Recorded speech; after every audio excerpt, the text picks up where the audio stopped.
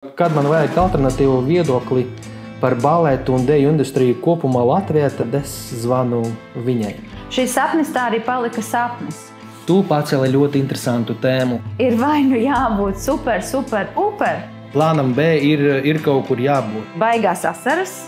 Es nepieļāvu sev galvā pat tādu domu, ka es varētu darīt kaut ko citu. Man šķiet, ka tas ir jocīgi. Man vienmēr patika pamācīt cilvēku. Cik forši redzēt sievieti, kas stāv un vienkārši viņa smaida, viņa stāv turās pie stangas, mēģina atkārtot man pakaļ kustības, nesaprotot tos visus franču nosaukumus.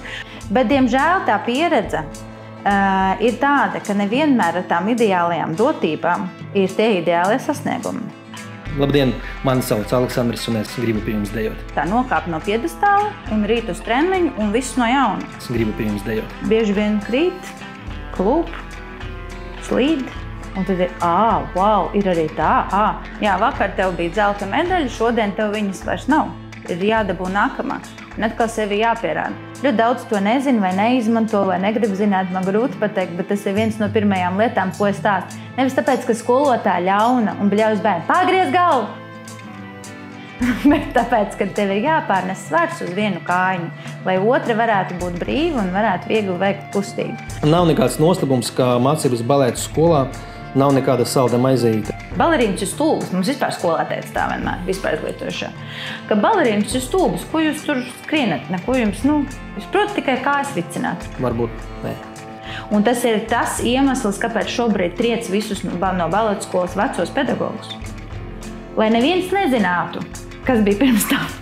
Vai ir taisnība, ka baleta skola rūda raksturu, tā teikt, negluži kā armija, bet vispār krahs.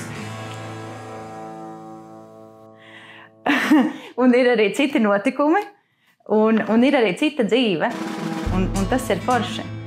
Sanāk tā, ka balets cilvēku pārņem pilnībā, un, ja gribi būt solists, tad dzīvē var palikt tikai balets. Tas taču vispār šika. Baleta pasaule mums ir ļoti šaura.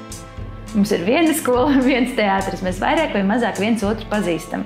Es negribu dzīvot teātra dzīvi, jo ko nozīmē teātris? Ka tu vairs neesi pakļauts sev nemaz. Tev ir vienīgā brīvdiena pirmdiena. Domāju, ka Dievs, paldies Dievam, es vairs neesmu tur. Šodien jau bišķīt tā mode pāriet, bet vēl kādu laiku atpakaļ bija tāda, ka balets pārtapa bišķīt par tādu cirku. Un pats galvenais, es to nevaru ietekmēt.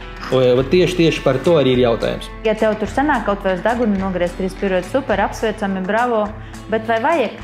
Vai tev bija domas, ka tev ir, tā teikt,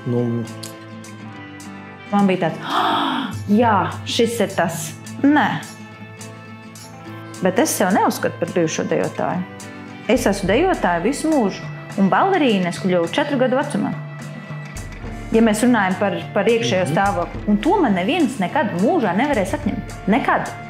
Un es esmu ļoti pateicīga baletam.